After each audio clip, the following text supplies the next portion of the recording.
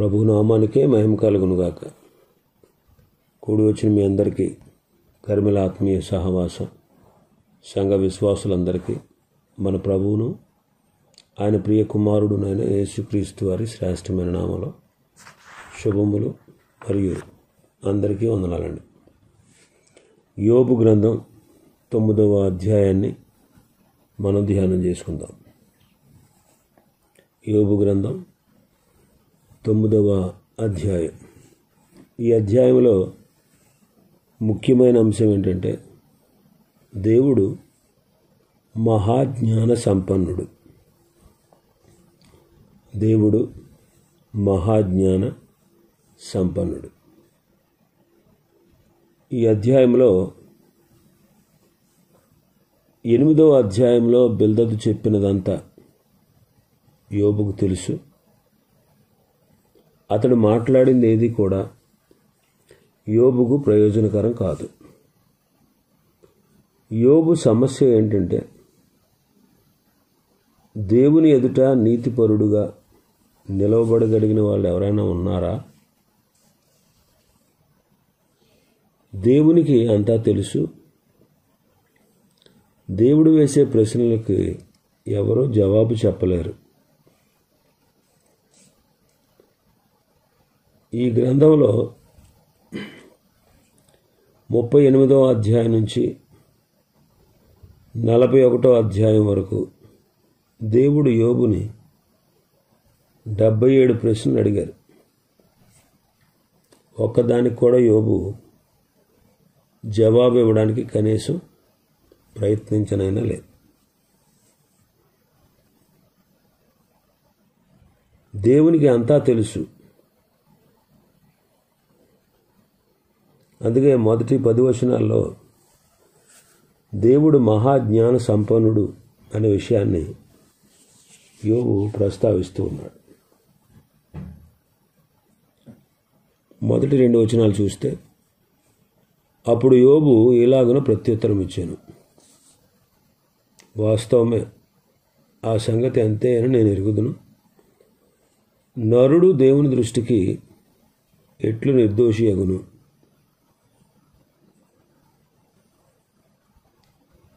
యోబు ఇచ్చిన ప్రత్యుత్తరం అన్నమాట. నీవు చెప్పింది వాస్తవం అని నేను ఒప్పుకుంటాను. దేవుడు యథార్థవంతుడిని త్రోసివేయడు అన్నావు. దుష్టులను శిక్షిస్తాడు అన్నావు.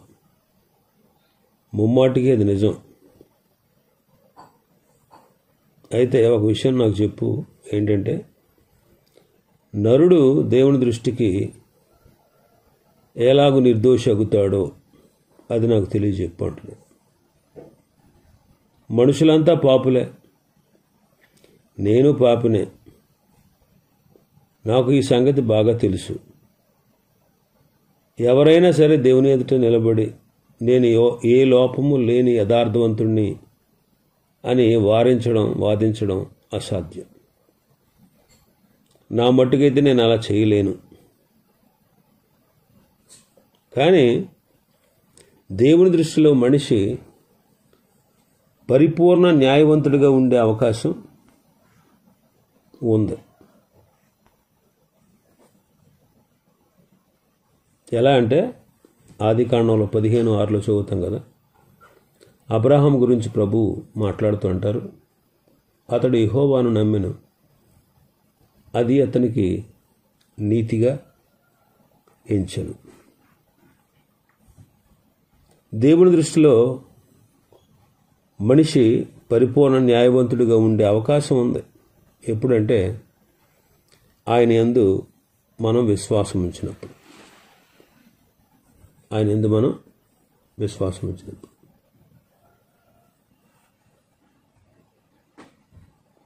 ఆయన యందు విశ్వాసం ఉంచిన వాళ్ళని ఆయన నీతిమంతులుగా తీర్చగలిగిన సమర్థుడు. ఇంకా మనం చూస్తే 3వ వచనంలో, వాడు ఆయనతో వ్యాజ్యమాడగోరిన ఎడల 1000 ప్రశ్నలలో ఒక్కదానికైనా వాడు ఆయనకు ప్రత్యుత్తరం ఇయ్యలేడు.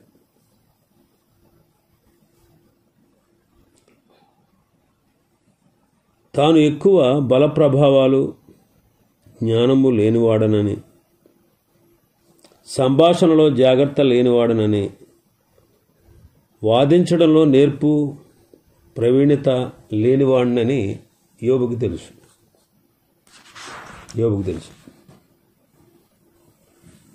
ఎందుకంటే మనుషులందరూ కూడా పాపం చేసి దేవుని ఎదుట దూరమైపోతూ ఆయన మహిమను పొందలేకపోతున్నారు. ఇలాంటి పాపి అయిన మనుషుడు దేవుని ఎదుట ఎలా నిలవగలడు? అందుకే ఆయన అంటున్నాడు, భక్తుడు 4వ వచనంలో అంటాడు, ఆయన మహావివేకి, అధిక బల సంపన్నుడు, ఆయనతో పోరాడ తెగించి హాని నొందని వాడెవడో అంటున్నాడు. కాబట్టి మన దేవుడు మహావివేకి, అధిక బల సంపన్నుడు.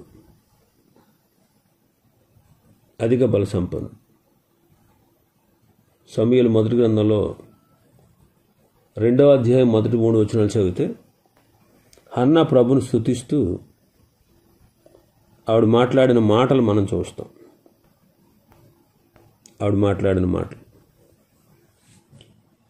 నా హృదయం యెహోవా యందు సంతోషించున్నది, యెహోవా యందు నాకు సహాయము మహాబలము కలిగెను. నీ వలన రక్షణను బట్టి సంతోషిస్తున్నాను. నా విరోధుల మీద నేను అతిశయపడతాను. యెహోవా వంటి పరిశుద్ధ దేవుడు ఒక్కడో లేడు, నీవు తప్ప మరి ఏ దేవుడు లేడు. మన దేవుని వంటి ఆశ్రయదుర్గం ఏదీ లేదు. యెహోవా అనంత జ్ఞానియగు దేవుడు, ఆయనే క్రియలను పరీక్షించువాడు. ఇకను అంత గర్వంగా మాట్లాడకుడి, గర్వపు మాటలు మీ నోట రానియకుడి అంటాడు. ఆయన అనంత జ్ఞాని అయిన దేవుడు. 147వ కీర్తన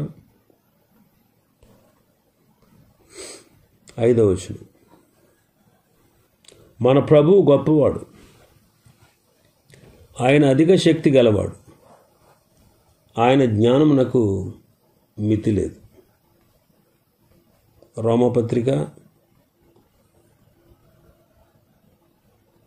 11వ అధ్యాయం 33-34 వచనాలు.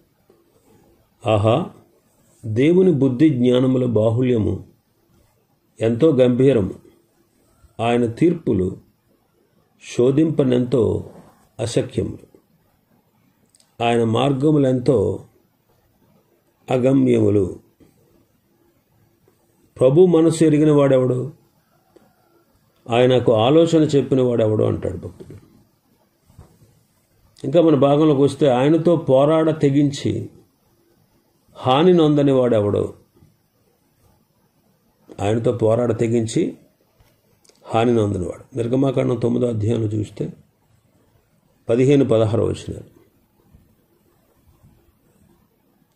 భూమి మీద నుండకుండా నీవు నశించిపోవునట్లు నేను నా చెయ్యి చాపి ఉంటేనేని నిన్నును నీ జనులను తెగులుతో కొట్టివేసి ఉంది. నా బలమును నీకు చూపినట్లు భూలోకమందంతటా నా నామమును ప్రచురము చేయునట్లును ఇందుకే నేను నిన్ను నియమించితిని. ఆయనతో పోరాడ తెగించి హాని నొందనివాడు ఎవడో అంటున్నాడు. ఫరో ఆయనతో పోరాడ తెగించాడు. అందుకే తాను తన దేశం నాశనం పొందినట్లుగా మనం చూస్తాం. జీవం గల దేవుని చేతిలో పడుట భయంకరం అంటాడు హెబ్రీ పత్రిక 10వ అధ్యాయం 31వ వచనంలో. జీవము గల దేవుని చేతిలో పడుట భయంకరం. ఎందుకంటే మన దేవుడు దహించు అగ్ని అయి ఉన్నాడు. ఇంకా మనం చూస్తే మన భాగంలోకి వస్తే 5వ వచనంలో,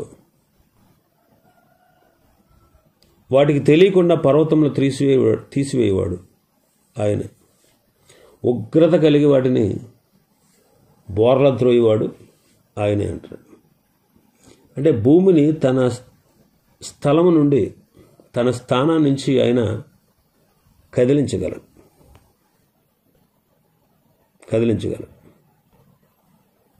యెషయా గ్రంథం 13:13 సైన్యములకు అధిపతియగు యెహోవా ఉగ్రతకు, ఆయన కోపాగ్ని దినమునకు ఆకాశం వణుకునట్లును భూమి తన స్థానము తప్పునట్లును నేను చేసేదని అంటాడు. హగ్గై గ్రంథంలో అంటారు 2వ అధ్యాయం 6-7 వచనాలు మనం చూస్తే, మరియు సైన్యములకు అధిపతికి యెహోవా సెలవిచ్చినదేమనగా కొంతకాలము ఇంకొక మారు ఆకాశమును భూమిని సముద్రమును నేలను నేను కంపింపచేతును అంటాడు. యోబు మాటలు అమోఘమైనవి. దావీదు కీర్తనలో లాగా, యెషయా ప్రవచనాల్లో లాగా యోబు యొక్క ఆధ్యాత్మిక భావన తెలియపరుస్తూ ఉన్నాడు. బిల్దదుకు యోబు యొక్క అసలు సమస్య ఏంటో బొత్తిగా తెలియదు. ఈ సంగతి యోబే చెబుతున్నాడు. నా సమస్య ఏంటో నువ్వు గ్రహించకుండా మాట్లాడుతున్నావు అంటాడు. సాధారణంగా లోక సంబంధమైన విషయాలతో వేదాంతిలాగా నువ్వు మాట్లాడుతున్నావు. దేవునితో నేనేమి వ్యాజ్యమాడను, కానీ దేవుడే నా సమస్యను పరిష్కరిస్తాడు. భూకంపాలు రప్పించగలిగినవాడు, పర్వతములను తల్లక్రిందులుగా చేయగలిగినవాడు, భూమిని దాని స్థలంలో నుంచి కదిలించేవాడు, భూమి యొక్క స్తంభాలు అదిరిపోయేలాగా చేయగలడు మన దేవుడు.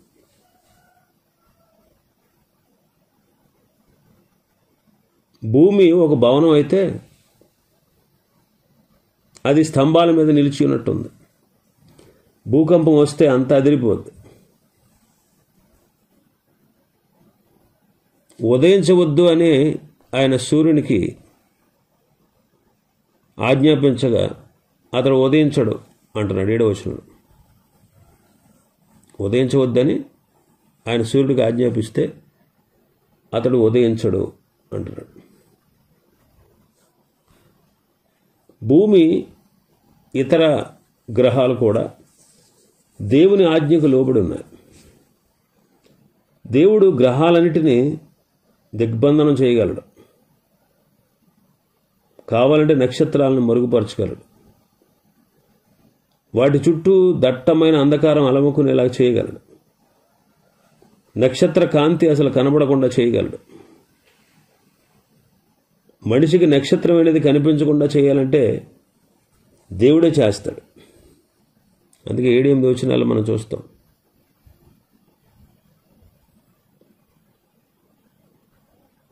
ఆయన ఒక్కడే ఆకాశ మండలాన్ని విశాలపరిచేవాడు, సముద్ర తరంగాల మీద నడిచేవాడు. ఉదయించవద్దని సూర్యుడికి ఆజ్ఞాపిస్తాడు, నక్షత్రాలని మరుగుపరుస్తాడు. దేవుడు అక్కడే ఆకాశ మండలాన్ని విశాలం చేసినవాడు. భూమి మీద దుప్పటి కప్పినట్లుగా ఆకాశం ఉంది. ఇది దేవుని యొక్క సర్వ శక్తికి, ఆయనకున్నటువంటి సంపన్నతకు రుజువు.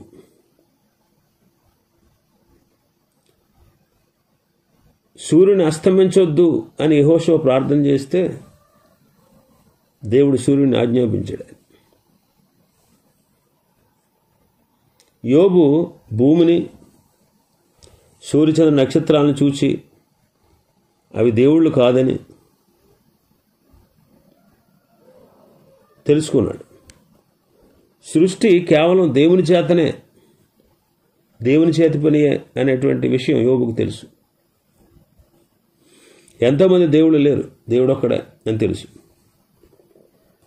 అందుకే ఆయన సముద్ర తరంగాల మీద నడుస్తున్నాడు అంటాడు. ఉవ్వెత్తున లేచే సముద్ర అలల మీద ఆయన పాద చిహ్నాలు ఉన్నాయి. మిడిసిపడే అలల్ని అణగదొక్కగలడు. అణగదొక్కడానికి ఆయన వాటి మీద నడుస్తాడు.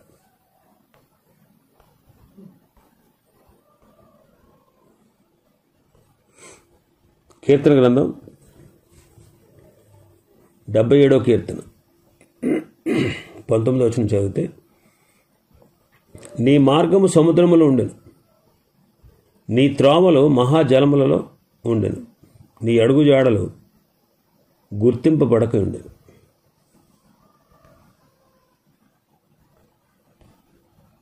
ఆయన మార్గాలు సముద్రంలో ఉన్నాయి. యెషయా గ్రంథం 51:10 చదివితే, అగాధ జలములు గల సముద్రమును ఇంకిపోజేసిన వాడు నీవే కదా, విమోచింపబడిన వారు దాటిపోనట్లు సముద్రాగాధ స్థలములను త్రోవగా చేసిన వాడు నీవే కదా అంటారు. దేవుడు సృష్టికర్త అని యోబుకు తెలుసు. కానీ దేవుని యొక్క కృప, ఆయన కనికరం ఇంకా అతనికి అవగాహనకు రాలేదు. ఇంకా 9వ వచనంలో చూస్తే, స్వాతి మొగశేషము కృత్తిక అనువాటిని దక్షిణ నక్షత్ర రాశులను చేసిన వాడు అంటాడు. స్వాతి, మృగశీర్ష, కృత్తిక ఇవి నక్షత్ర రాశులు, వాటిని చేశాడు. స్వాతి నక్షత్ర రాశులు వాహన ఆకారంలో ఉంటాయట.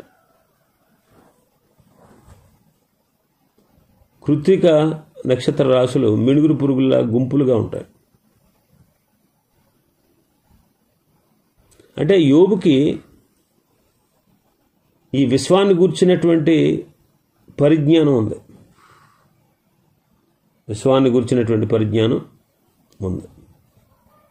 యోబుకు నక్షత్రాల గురించి చాలా తెలుసు. అయినా తన ప్రస్తుత పరిస్థితికి నక్షత్రాలను ముడిపెట్టి, ఇది నా నక్షత్ర ఫలం అందుకే ఇలా ఉంది అని ఏడవలేదు యోబుకు జ్యోతిషం పట్టదు. గ్రహపాటులు లాంటి మూఢనమ్మకాలు క్రీస్తుని నమ్మిన వారికి ఉండకూడదు. నక్షత్రాలు మనిషి జీవితాన్ని శాసించలేవు, కానీ నక్షత్ర రాశులను సృజించిన దేవుడే మానవ జీవితానికి కర్త, శాసించేవాడు.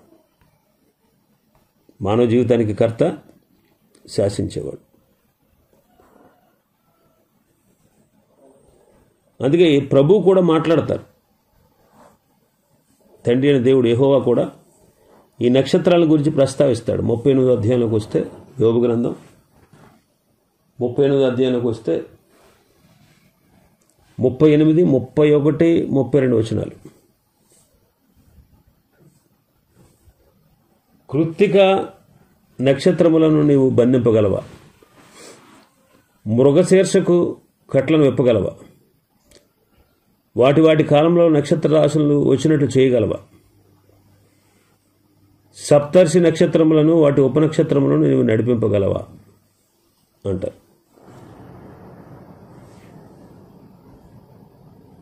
ఆయన ఈ నక్షత్రాలను గూర్చి ప్రస్తావించాడు. ఆమోసు కూడా ఈ నక్షత్రాల పేర్లు చెప్తాడు. ఆమోసు గ్రంథం 5వ అధ్యాయం 8వ వచనం. ఆయన సప్తఋషి నక్షత్రములను, మృగశీర్ష నక్షత్రములను సృష్టించినవాడు. కారు చీకటిని ఉదయంగా మార్చేవాడు, పగటిని రాత్రి చీకటి వల్ల మార్పు చేయవాడు. సముద్ర జలములను పిలిచి వాటిని భూమి మీద పొర్లి పారచేయవాడు.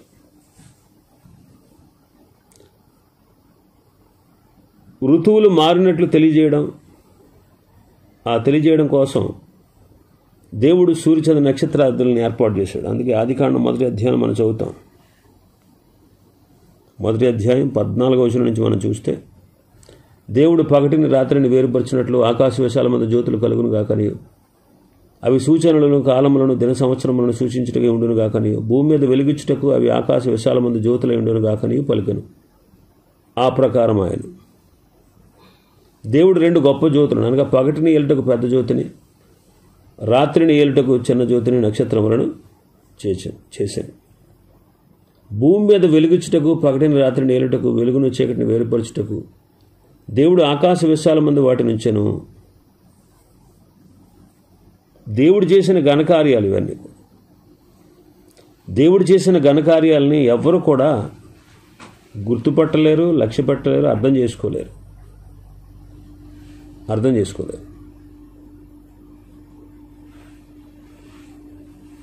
10వ వచనం మనం చదివితే మన భాగంలో 10వ వచనం, ఎవడు తీసుకొనలేని మహత్తైన కార్యములను, ఎవడు తెలుసుకొనలేని మహత్తైన కార్యములను, లెక్కలేని అద్భుత క్రియలను ఆయన చేయుచున్నాడు. ఎవడు తెలుసుకోలేని మహత్తైన కార్యాలు, లెక్కలేని అద్భుత క్రియలను చేస్తాడట. కీర్తన 40లో కూడా ఈ మాట చదువుతాం. 40 అధ్యాయం 5వ వచనం మనం చదివితే, యెహోవా నా దేవా, నీవు మా ఎడల జరిగించిన ఆశ్చర్యక్రియలను, మా ఎడల నీకున్న తలంపులను బహు విస్తారములు, వాటిని వివరించి చెప్పేదని అనుకుంటున్నా అవి లెక్కకు మించి ఉన్నవి. నీకు సాటి అని వాడు ఒకడును లేడు అంటాడు. బెల్దదు, ఎలీఫజు కన్నా దేవుని గురించి యోబుకే ఎక్కువ తెలుసు. ఎందుకనంటే యోబు దేవుని యందు విశ్వాసం ఉంచి భయభక్తులు కలిగినటువంటి వాడు. అందుకే దేవుడు మహాజ్ఞాని,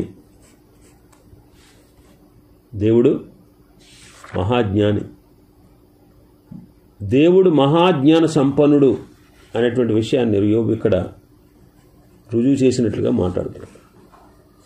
ఇంకా చాలా విషయాలు ఉన్నాయి. ప్రభుత్వం అయితే రేపటి దినం మరికొన్ని విషయాలు మనం ఈ అధ్యాయం నుంచి ధ్యానం చేసుకుందాం.